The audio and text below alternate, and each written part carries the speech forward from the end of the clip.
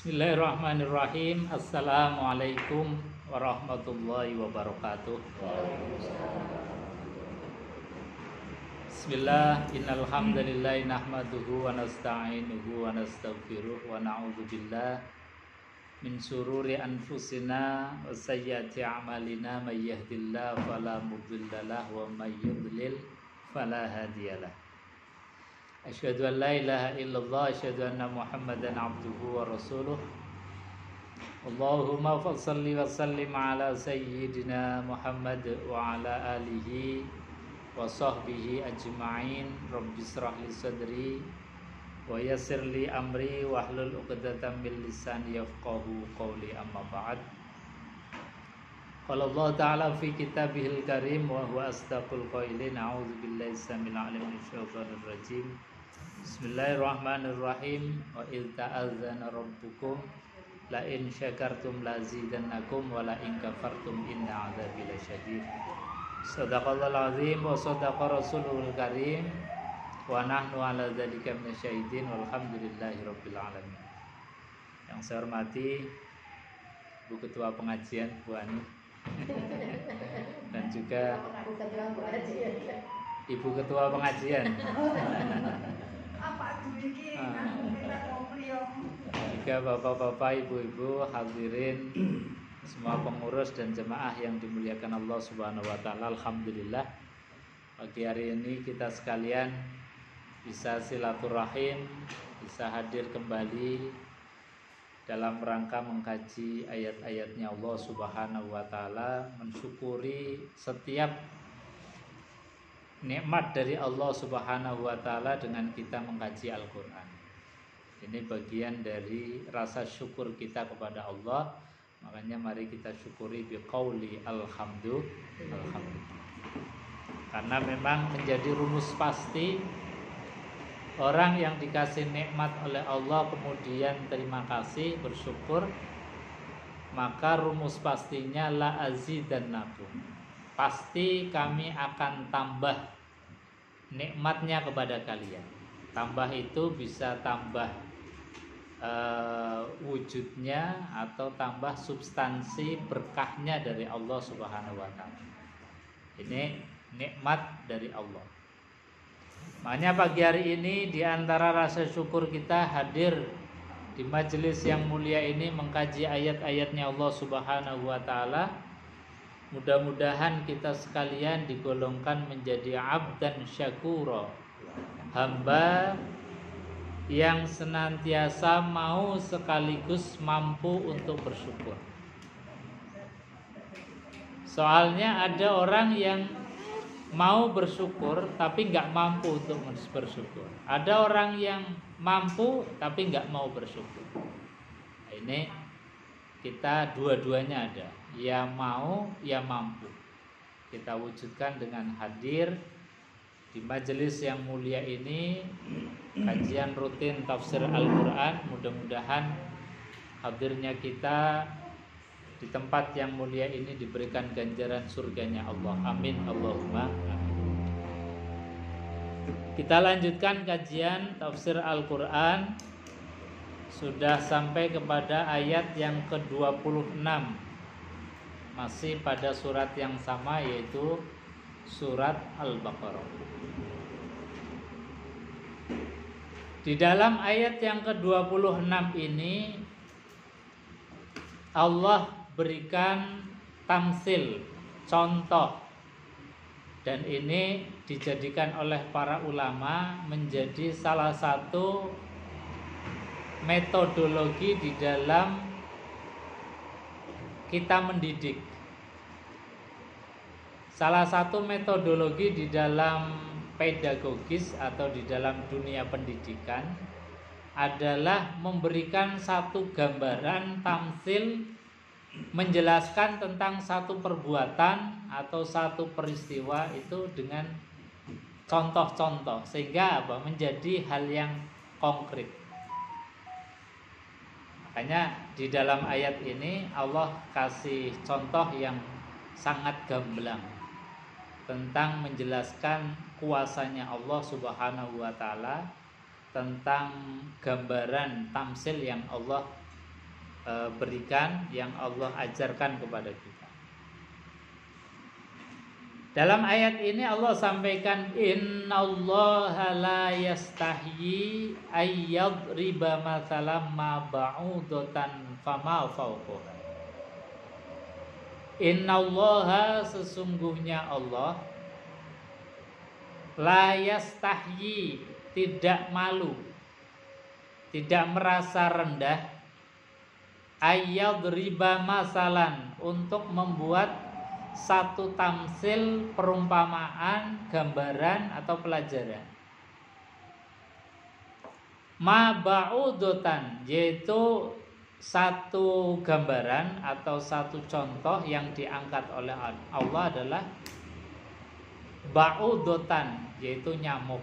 Nyamuk diangkat oleh Allah sebagai satu tamsil, gambaran. Fama fauqoha, bahkan Allah kadang-kadang juga memberikan pelajaran, menyuguhkan satu kondisi pelajaran bagi kita itu yang lebih rendah dari nyamuk. Seperti misalnya peristiwa kemarin pandemi, itu kita ditampakkan oleh Allah hanya dengan virus saja yang tidak tampak kasat mata oleh kita. Dunia itu sudah hebohnya luar biasa. Kita sudah pontang-panting, yang kerja dirumahkan, yang bisnis jadi nggak bisa menjual, yang sekolah diliburkan, semuanya. Bahkan ibadah saja itu nggak boleh di tempat ibadah. Kita yang muslim nggak boleh ke masjid. Bahkan ibadah haji sempat ditutup.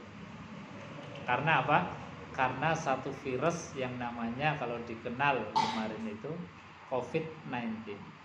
Ini yang disebut dalam Al-Quran fama fauqoha. Allah itu ngasih tamsil, gambaran, perumpamaan yang kecil-kecil remeh saja nggak malu, termasuk nyamuk. Jadi nyamuk yang menurut kita itu nggak berguna, nggak ada gunanya, bahkan membuat kita itu bisa sakit, membuat kita itu macam-macam. Tapi bagi Allah Subhanahu wa Ta'ala justru ini adalah pelajaran yang sangat penting, pelajaran yang sangat berharga.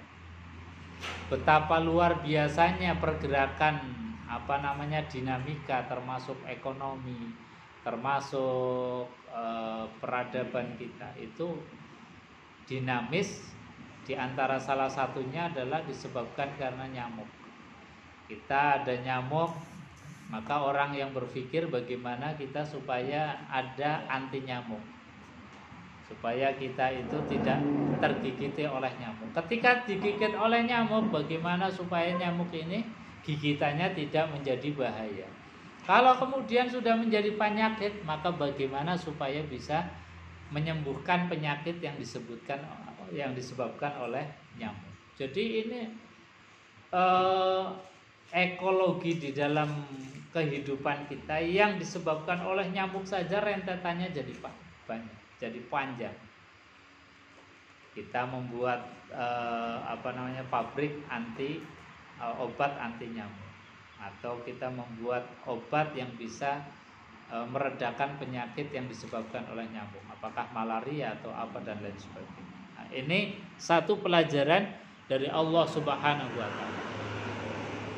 Yang artinya Bapak Ibu sekalian, kalau kita itu melihat sesuatu yang sharih, yang secara jelas disebutkan oleh Allah Subhanahu wa Ta'ala, misalnya seperti nyamuk, itu artinya bahwa nyamuk itu adalah al-mu'jizul munazzal. Jadi mukjizat yang diturunkan oleh Allah Subhanahu wa Ta'ala untuk menguatkan iman kita. Jadi kalau nabi-nabi terdahulu itu untuk menguatkan umat, menguatkan daripada argumen para nabi dan para rasul itu dengan didatangkan mukjizat. Misalnya Nabiullah Musa alaihissalatu wassalam dikasih mukjizat yang spektakuler. Itu ketika di hadapan para tukang sihir, itu tongkatnya Nabi Musa bisa membuat menjadi ular yang sangat besar, sehingga apa? Ular-ularnya tukang sihir itu dimakan. Nabi Musa alaihissalam juga dengan tongkatnya bisa membelah lautan. Kemudian Nabi Soleh alaihissalam diberikan mukjizat oleh Allah, bisa mengeluarkan onta dari dalam batu. Nabiullah Ibrahim alaihissalam diberikan mukjizat itu dibakar tidak hangus. Nabiullah Isa alaihissalam diberikan mukjizat itu bisa menyembuhkan orang yang buta, bahkan bisa menghidupkan lagi orang yang sudah mati biiznillah, dengan izin Allah Subhanahu wa taala. Itu mukjizat. Semuanya mukjizat yang Allah berikan kepada para nabi, para rasul itu sifatnya temporer saja. Hanya saat itu saja. Sehingga ketika misalnya saat ini meskipun tongkatnya Nabi Musa itu masih ada, disimpan di museum Alexandria yang ada di bukan yang di Mesir.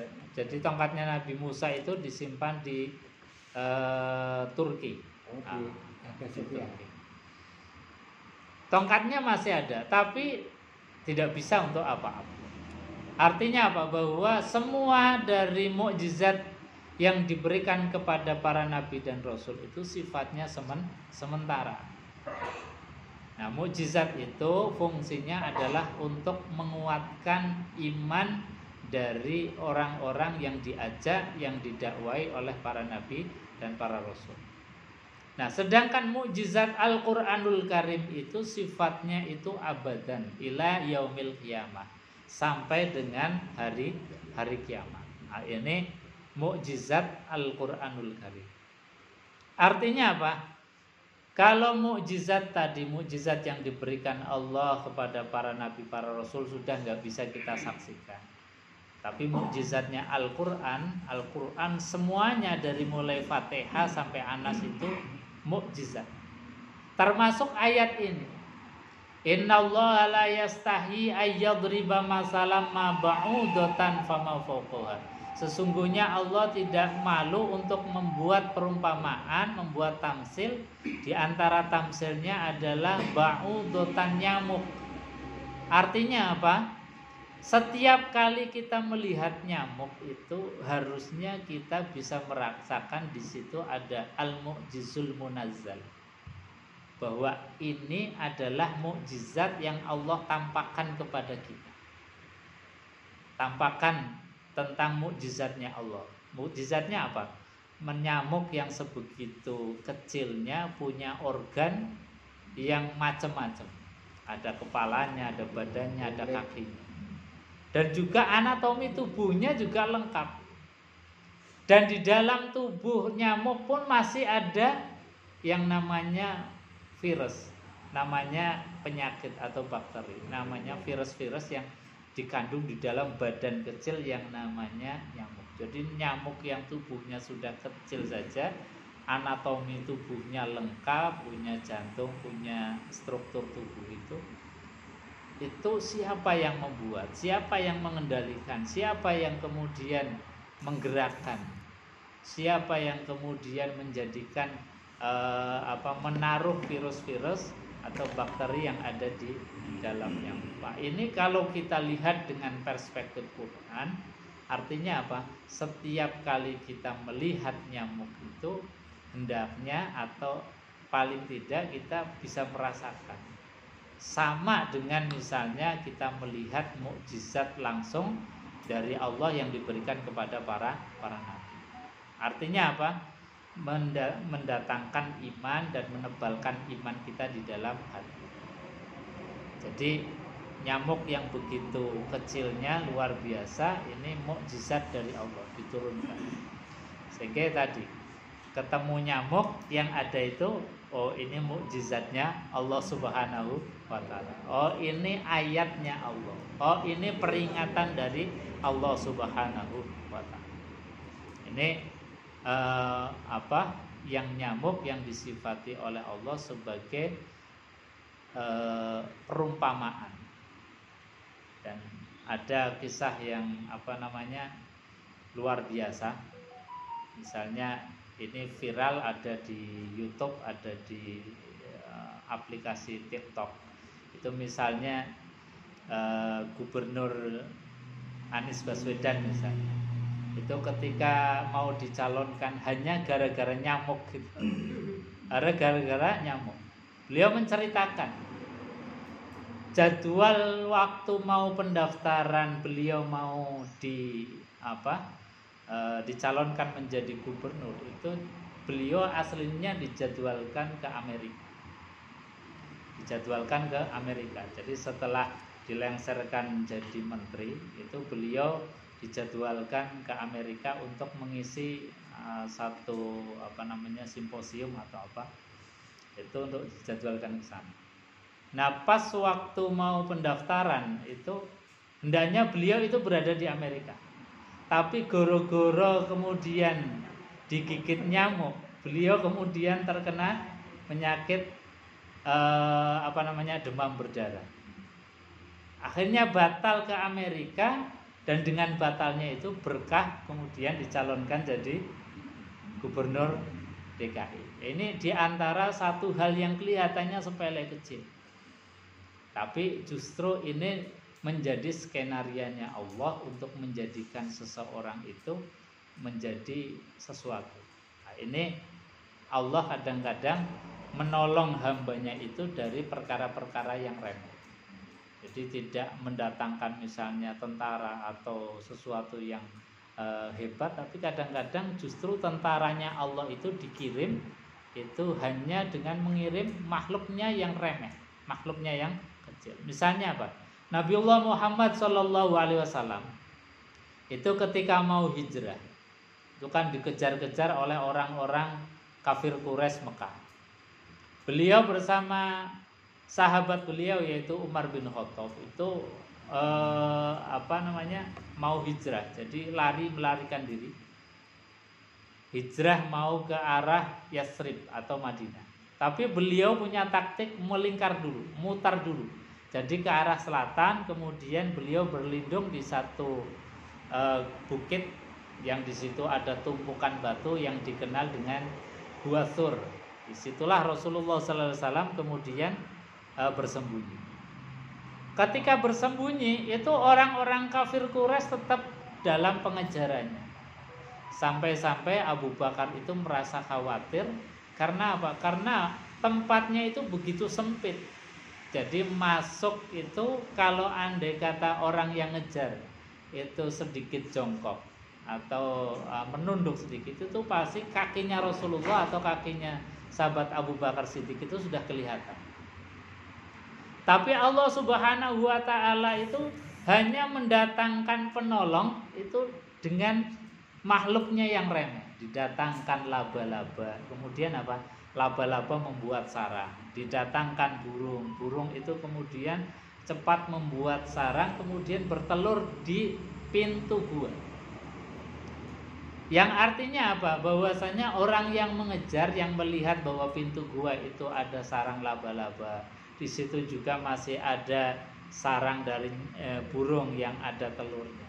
Pasti gambarannya tidak mungkin ada orang yang melewati atau masuk ke dalam tempat tersebut. Ini caranya Allah di dalam melindungi hambanya itu dengan mendatangkan perkara-perkara yang kadang remeh. Menurut logika kita itu kadang-kadang nggak masuk akal, tapi justru itu pertolongan yang sangat sempurna.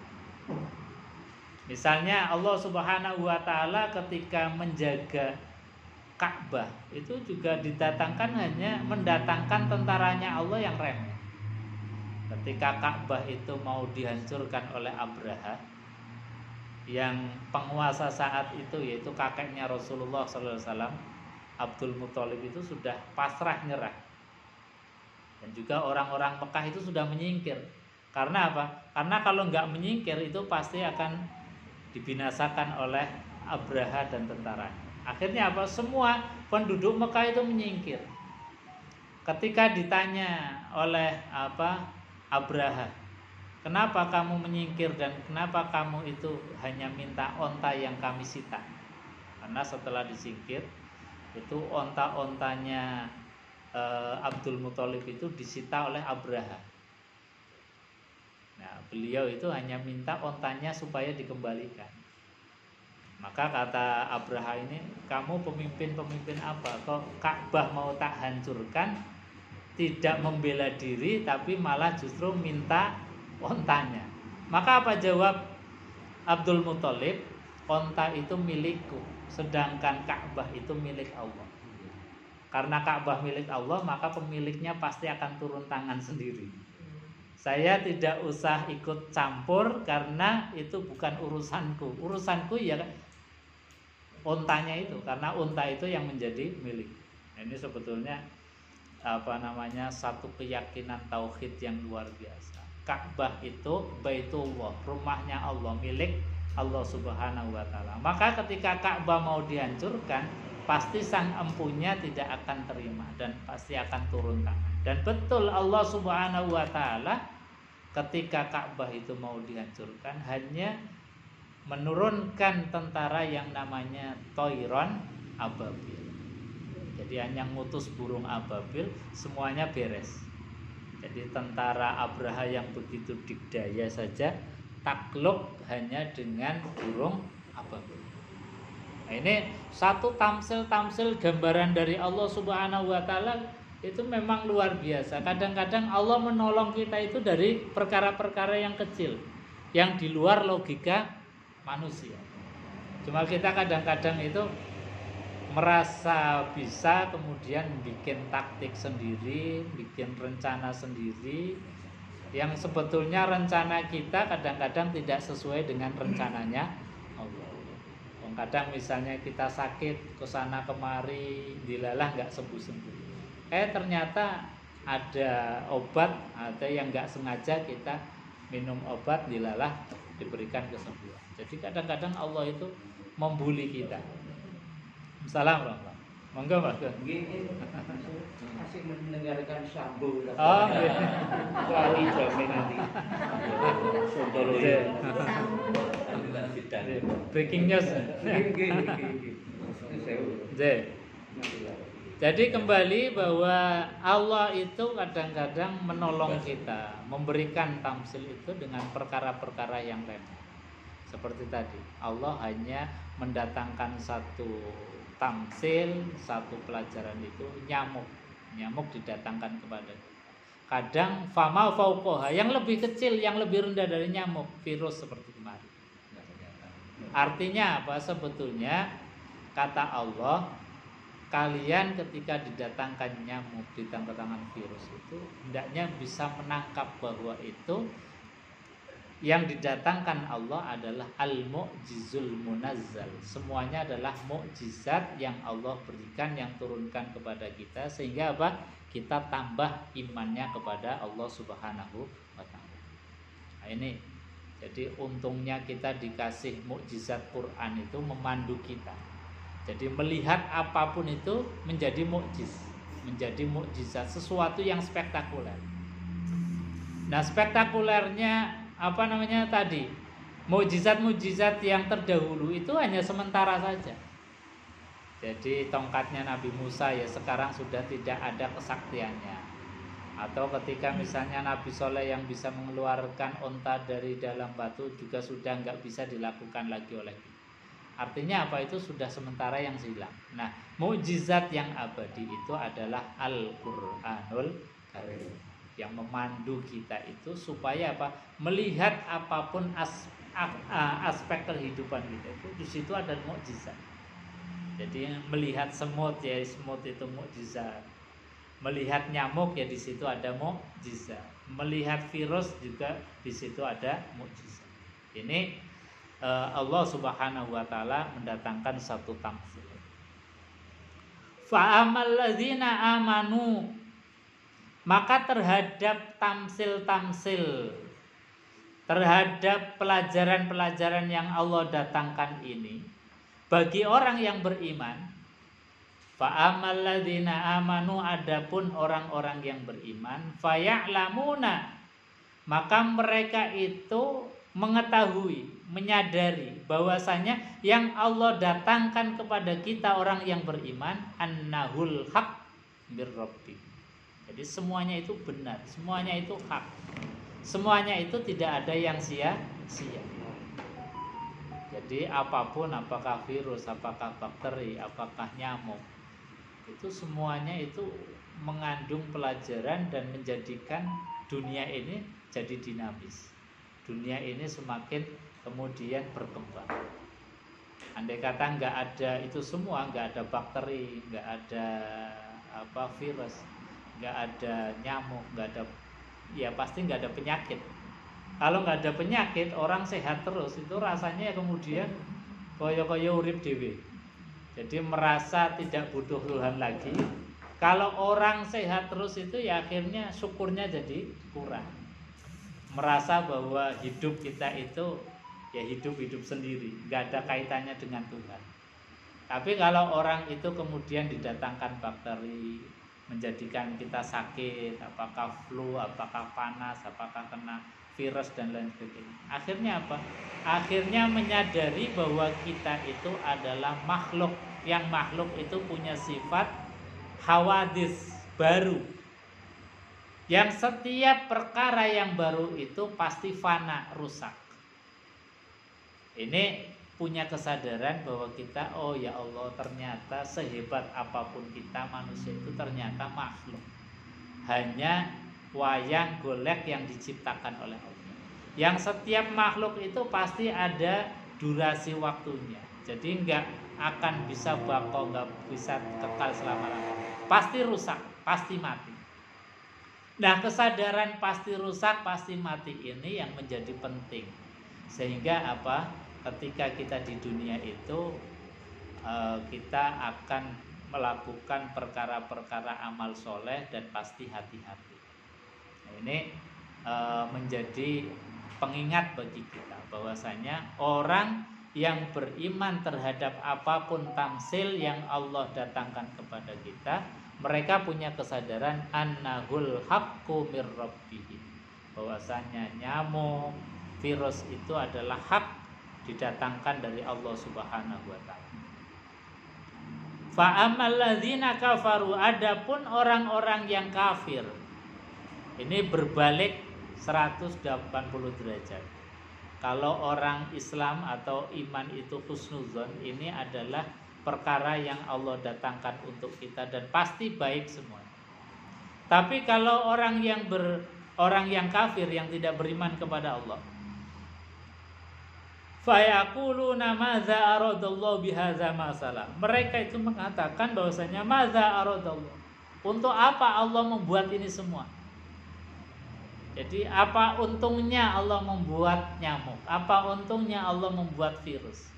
Jadi seolah-olah kemudian menyoal Allah, seolah-olah kemudian menyalahkan Allah Subhanahu wa taala. Kok seperti kurang gawean, seperti kurang kerjaan, nyamuk dibuat, virus dibuat, bakteri dibuat. Andai kata semua nggak dibuat kan nggak ada penyakit. Kalau nggak ada penyakit kan semuanya sehat. Nah, maunya manusia kan gitu. Maunya manusia kan begitu, pengennya ya sehat terus. Tapi maunya Allah itu supaya manusia dinamis, itu ya dikasih tadi. Ya ada bakteri, ada virus yang menjadikan kita sakit. Dengan sakit itu kemudian kita punya kesadaran hidup ini ada yang mencipta, sakit ini ada yang membuat, dan ada penawarnya yang dibuat oleh Allah Subhanahu wa taala. Nah, itu kesadaran ini tuh dibangun dengan logika Quran. Jadi semuanya apapun itu kemudian menjadikan kita tadi mentadaburi setiap apapun langkah kita itu tidak ada yang sia-sia. Jangan sampai kemudian malah kita menyoal Allah. Jadi untuk apa sih nyamuk dibikin? Untuk apa sih ada virus? Kalau nggak ada virus, nggak ada bakteri kan semuanya sehat. Artinya apa? Kita menyoal terhadap apa yang sudah menjadi keputusan Allah. Makanya disebut kafir diantaranya fa ammal ladzina kafaru. Di antara sifat-sifat kekafiran itu adalah menyoal terhadap apa yang menjadi kepastian dan keputusan Allah. Nah, ini maka kita ini ya di antara rukunnya iman itu iman kepada takdirnya Allah. takdir khairihi wa syarri. Baik yang menurut kita itu mengenakan ataupun tidak mengenakan, itu semuanya dari Allah. Itu harus kita kemudian percaya. Kalau kita kemudian menyoal takdir, itu masuk dalam kategori kafaru tadi. Makanya Allah melalui lisan Rasulullah betul-betul nggak suka kalau ada orang itu mengingkari takdir.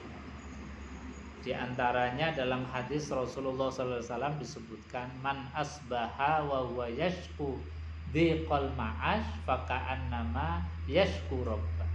Kalau ada orang pagi-pagi sudah meresuloh, sudah jadi merasakan dan menceritakan semua yang menimpa dia, kesusahannya diceritakan, kegaduhan atau kegoncangan jiwanya kemudian diungkapkan.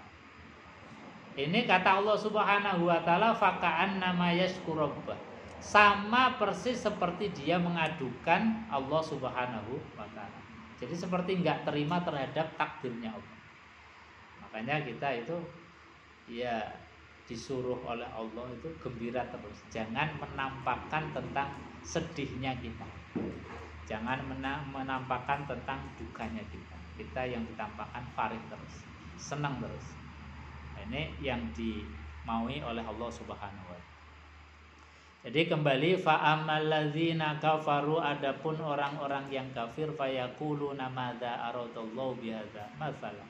Untuk apa sih Allah membuat perumpamaan ini? Maka dari ayat ini, dari macam-macam yang Allah tampakkan kepada kita itu menjadikan dua kelompok besar. Yudillu bihi kasiron wa yahdi bihi kasiron. Yudillu, dia Allah Subhanahu wa taala menyesatkan dengan tamsil tadi, perumpamaan tadi, kasiron, sebagian besar manusia, juga memberikan petunjuk kepada sebagian besar manusia. Jadi ketika kita itu ditampakkan alam semesta ini, termasuk tadi nyamuk, virus dan sebagainya, yang separuh itu kemudian jadi tambah iman, yang separuh menjadi kufur. Karena apa tadi? Menyoal apa yang menjadi keputusannya Allah Subhanahu wa taala. Wa ma yudillu bihi illal fasiqin. Wa ma yudillu, dan tidaklah disesatkan oleh Allah bihi dengan tamsil tadi, illal fasiqin, kecuali orang-orang yang fasik. Jadi kalau kita ini kemudian imannya mantap, insya Allah tidak termasuk ke dalam golongan fasik. Lalu fasik itu yang bagaimana? Nah, ini yang kita harus waspada. Ini dijelaskan oleh Allah. Di antara karakteristiknya fasik, orang yang fasik yang harus kita jauhi, alladzina yanquduna ahdallahi min ba'di mitsaqi. Satu adalah orang-orang yang kuduna ahdallah, yang melanggar perjanjian dengan Allah Subhanahu wa taala. Mim ba'di mitsaqi, setelah kokoh perjanjian ini. Jadi dulu kan kita di alam roh itu kita pernah berjanji kepada Allah. Alastu birabbikum, apakah kamu percaya bahwa aku ini Tuhan kalian? Maka kita sudah menjawab, bala syahidna. Iya, ya Allah, saya percaya bahwa Engkau itu adalah Tuhan kami. Ini adalah perjanjian yang kokoh. Maka kemudian setelah kita ini dilahirkan ke dunia ini, apakah masih kita memegangi kalimat ini? Kalimat perjanjian yang kokoh ini, alastu birabbikum, qalu bala syahidnya, dengan diucapkan kalimat tauhid la ilaha illallah Muhammadur Rasulullah. Kalau kita itu kemudian masih memegangi kalimat tauhid, berarti kita masih memegangi janji yang kokoh dengan Allah Subhanahu wa taala. Artinya apa?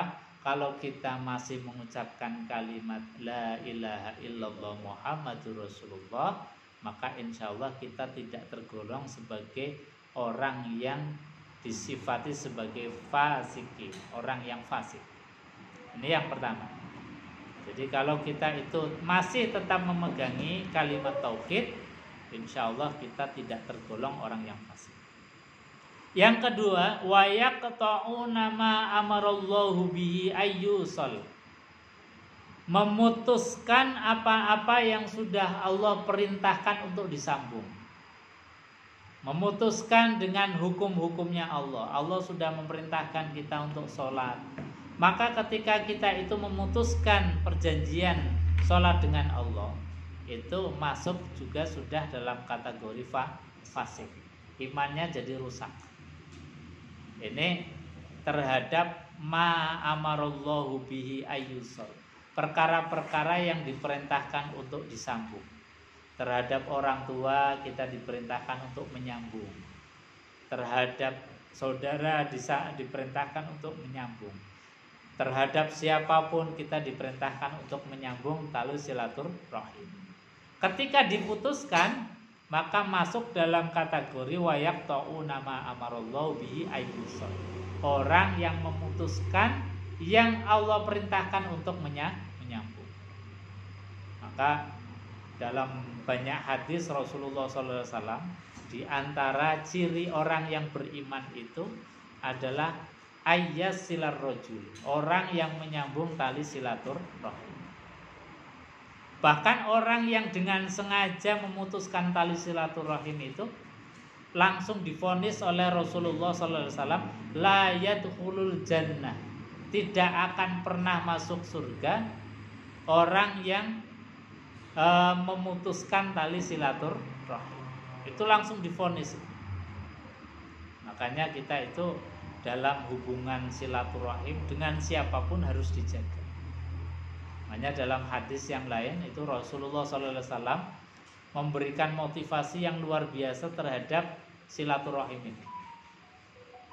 Dalam hadis ini ada juga di Riyadhus Shalihin misalnya, Nabi itu mengatakan abarral bir ayyasilar rojulu waddu abi. Ini diantara motivasi yang luar biasa dari Rasulullah SAW. Kata Nabi,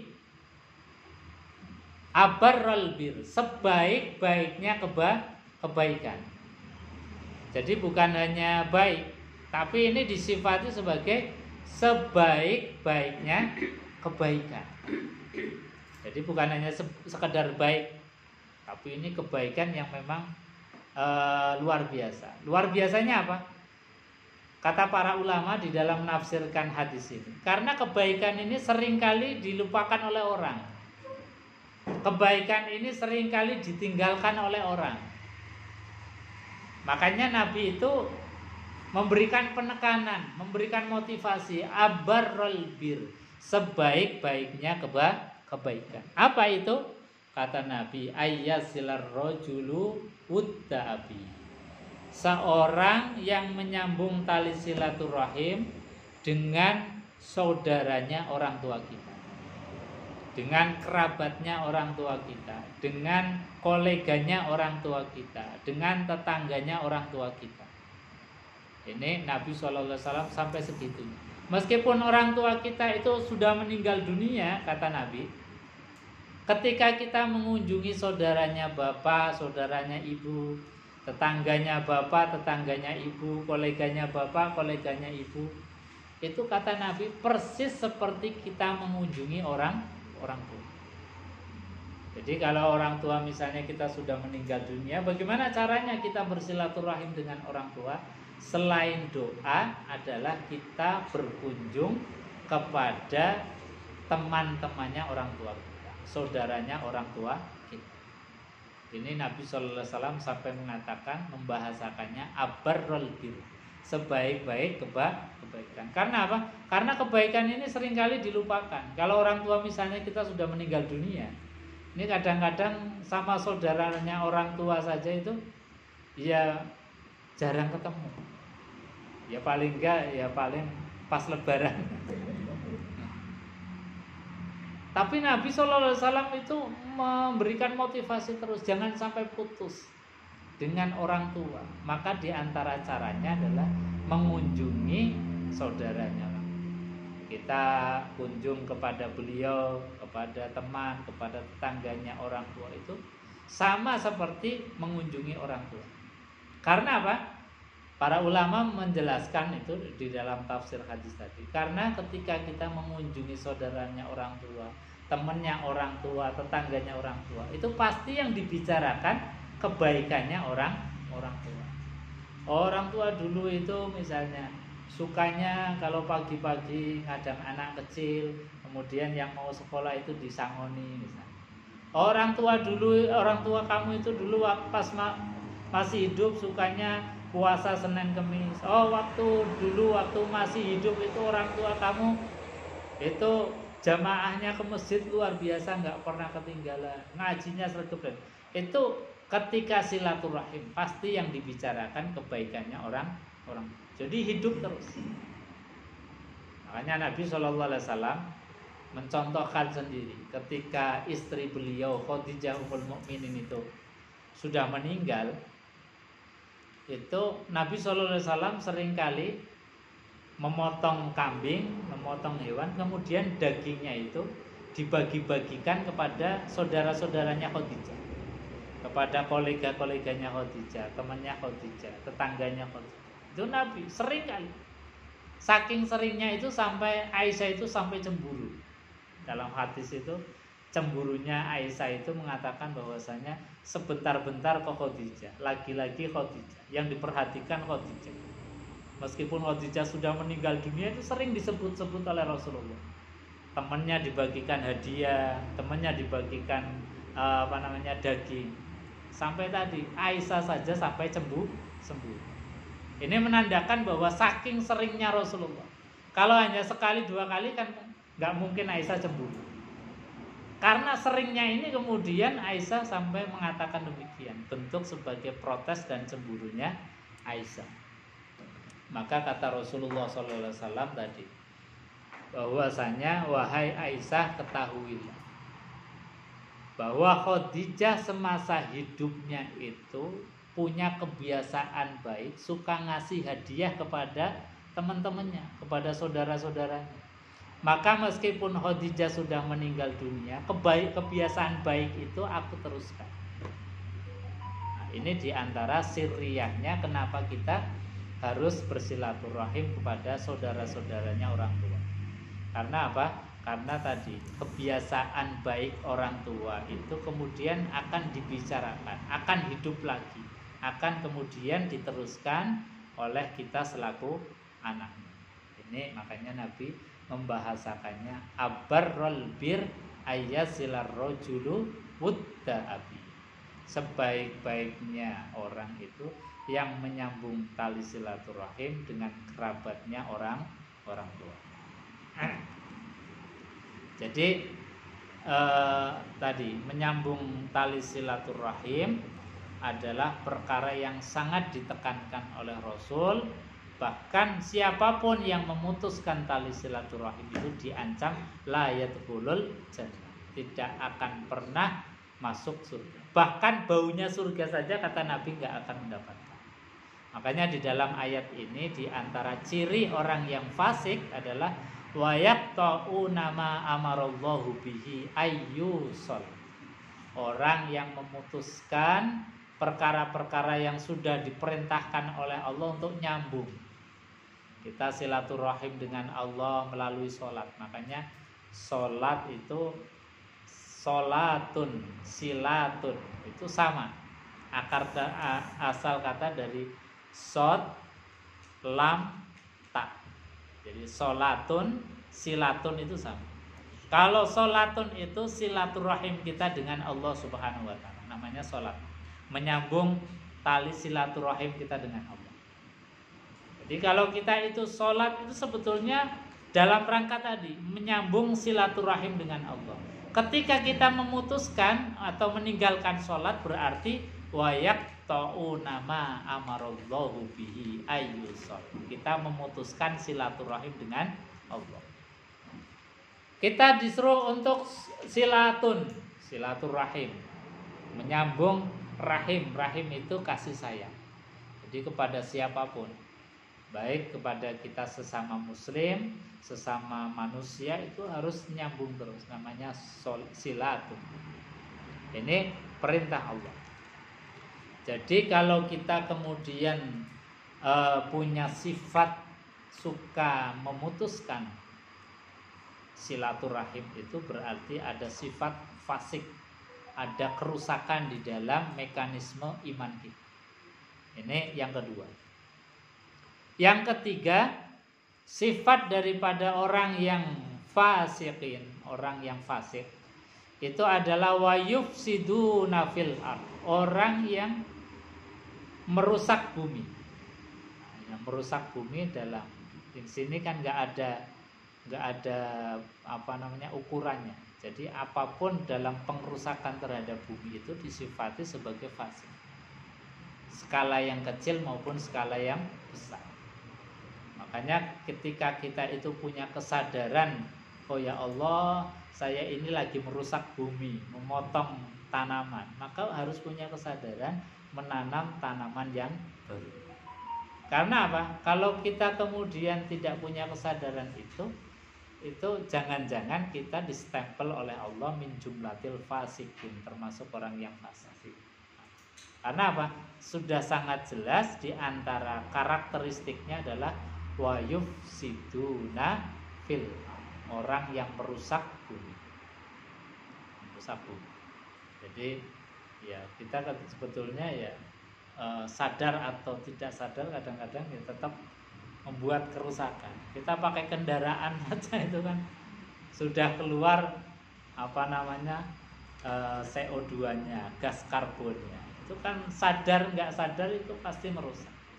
Tapi dengan pikiran kita kemudian bagaimana mengerem zat karbon supaya zat karbon itu kemudian tidak mendominasi, tidak menjadikan ozon kemudian menjadi terbuka, menjadi bolong, berlubang.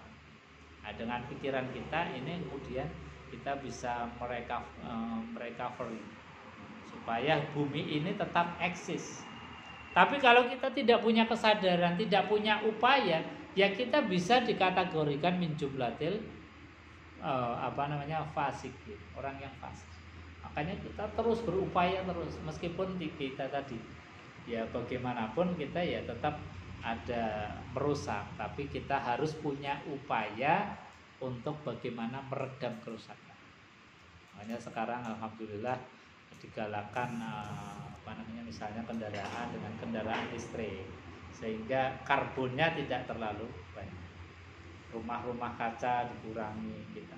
Ya semuanya dari tadi bahwasanya dengan ilmu yang kita miliki mengupayakan bumi itu tetap eksis, bumi itu tetap langgeng sehingga bisa dinikmati oleh anak cucu kita, keturunan kita selanjutnya.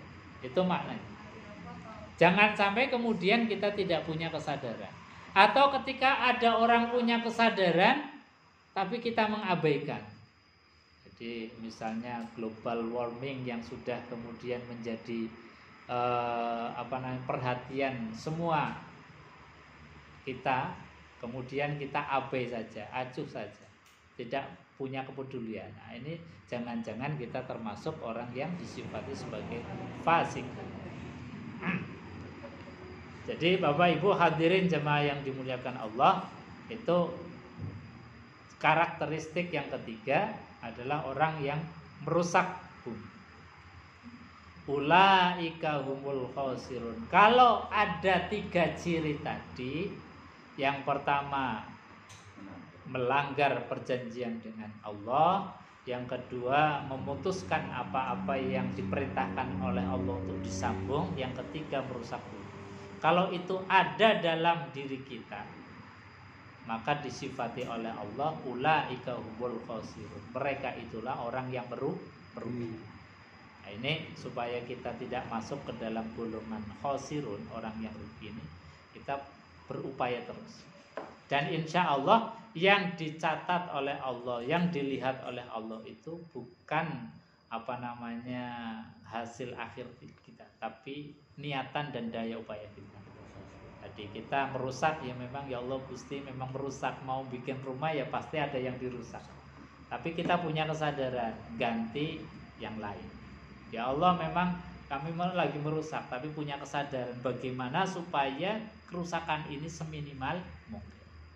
Makanya dalam kita itu membangun ya ada peraturan. Ya, misalnya membangun ya ada izin IMB-nya, juga ada amdalnya, juga ada tata ruangnya. Itu sebetulnya Quran supaya apa? Bumi ini tetap eksis. Bapak Ibu hadirin jamaah yang dimuliakan Allah, saya kira itu. Kemudian ini nyaur utang Mbak Kun, ini kemarin saya punya PR. Dikasih PR Mbak Kun tentang doa yang diajarkan di dalam Al-Qur'anul Karim. Ini yang baik itu memang ngasih PR, Mbak. Jadi seperti malaikat Jibril. Meskipun malaikat Jibril itu tahu tentang apa yang disampaikan, tapi pernah dalam satu hadis, itu hadis yang sangat populer, ja'a rajulun. Jadi datang seorang itu yang disifati itu hitam rambutnya, putih pakaiannya, datang menemui Rasulullah sallallahu alaihi wasallam. Kemudian menempelkan lututnya ke lutut Rasulullah, tangannya itu diletakkan di kakinya Rasulullah, di pupunya Rasulullah. Kemudian bertanya, mal Islam, kata malaikat Jibril. Kemudian Rasulullah menjelaskan Islam itu adalah antasyhada alla ilaha illallah sampai akhir. Kemudian mal iman, apa itu iman? Kemudian dijelaskan al-iman antuk minabillah sampai akhir. Kemudian malaikat itu mengatakan sodaqta, engkau benar kan? Benar. Artinya apa? Kadang-kadang orang yang pintar itu juga harus bertanya. Supaya apa? Dalam hadis itu memberikan satu gambaran. Para ulama ahli tafsir hadis itu memberikan pelajaran bahwasanya kita kadang bertanya meskipun kita sudah tahu. Untuk apa? Memberikan pemahaman kepada yang lain. Kadang-kadang kan guru terbatas mungkin yang disampaikan itu. Tapi kalau ada pertanyaan jadi mengembang, jadi melebar, jadi kemudian yang asalnya tidak terpikirkan jadi terpikirkan. Seperti Mbak Kun kemarin ngasih PR itu, ya menjadi sunnahnya Rasulullah. Jadi sunnahnya memang begitu. Nah, dalam surat Al-Maidah itu ada doa yang luar biasa. Yang ini doanya disampaikan atau dimohonkan oleh Nabiullah Isa alaihissalatu wassalam. Al-Maidah ayat 116. Wa idz qala Allahu ya Isa ibn Maryam.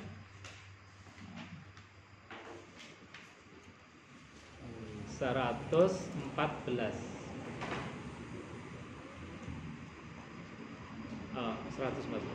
Qala Isa bin Maryam. Ketika Isa bin Maryam itu berdoa, doanya Allahumma rabbana anzil alaina ma'idatan minas sama takunu lana idan li awwalina wa akhirina. Allahumma, duhai Allah, rabbana, duhai Tuhan kami, anzil alaina, turunkanlah alaina atas kami ma'idatan minas sama, hidangan dari langit. Hidangan dari langit itu apa? Iya, hujan. Itu hidangan dari langit. Jadi Quran membahasakan hujan itu satu hidangan yang luar biasa yang Allah turunkan dari langit. Bahkan karena ini dibahasakan sebagai hidangan, rezeki yang luar biasa, aidan li awalina. Jadi ketika turun hujan itu gambarannya atau Nabi Isa menggambarkan itu sebetulnya hari raya. Aidan. Jadi setiap kali turun hujan itu sebetulnya Id, hari raya yang harus kita syukuri, harus kita gembira. Jangan kemudian udan meneh. Itu enggak boleh. Itu Id. Itu hari raya.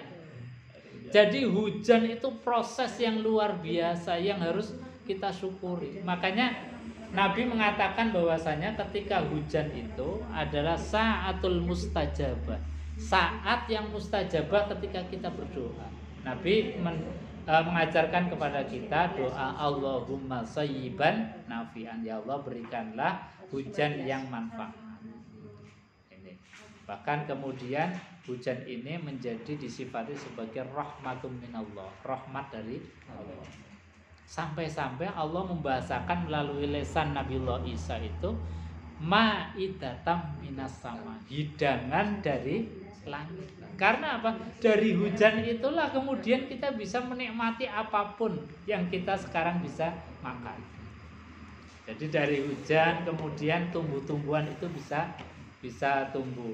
Ada padi, ada tela, ada macam-macam, semuanya jadi tumbuh. Jadi menjadi hidangan kita. Makanya hujan itu kemudian disifati aidal li awwalina wa akhirina, sebagai hari raya. Nah, ini yang kita hidup di alam tropis. Ini kalau hujan ini seperti ya biasa-biasa saja.